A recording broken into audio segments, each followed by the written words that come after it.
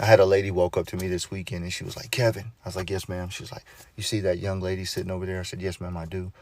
She said, well, she would like to talk with you and tell you her story, but right now her anxiety's got her a little overwhelmed. I said, thank you, ma'am. I'll be happy to go speak to her. I go over, I sit down in front of this young lady, and I'm like, hi, ma'am, my name is Kevin. It's so nice to meet you. She looks up, and she's got tears streaming down her face. She's like, I don't know how I'm supposed to go on. I'm like, what's going on, ma'am?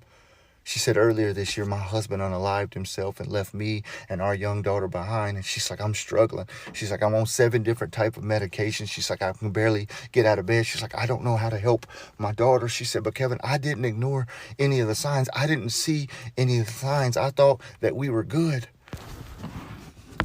I said, ma'am, unfortunately, I don't have any of the answers for you. I know I couldn't begin to imagine what you're going through. I said, to be honest with you, I can't begin to imagine what your husband was going through at that very last moment when he thought the only thing he had left in this world was to take his own life. I said, I can tell you that you're stronger than you think. And you may be on different type of medications, but you still mustered up the strength to come here and talk to me today. You still mustered up the strength to continue to take care of your little girl. And that's just a true statement of who you are as a person. I said, but ma'am, I don't know why people in their own lives. I don't know why they turn a temporary problem into a permanent solution.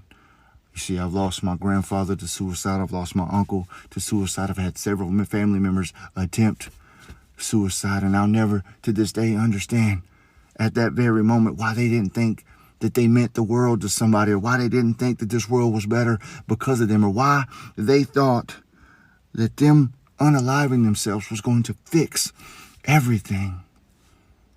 I said, I'm so sorry for what you and your daughter are going through. I said, I wish I had better answers for you. I said, but I want you to tell yourself and I want you to tell your daughter that it's okay not to be okay, but it will never be okay to quit. I say all that to say this because she sent chills down my body as we sat there and talked.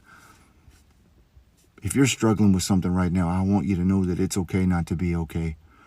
I want you to know that you are loved beyond measure, no matter what your brain or what you're feeling inside. And I want you to know that without a shadow of a doubt, this world is so much better because you're here. And if I can tell you anything about this world, it can be crazy, it can be dark, but I promise you the sun will always shine. But you'll never know if you stop today. I love y'all so big.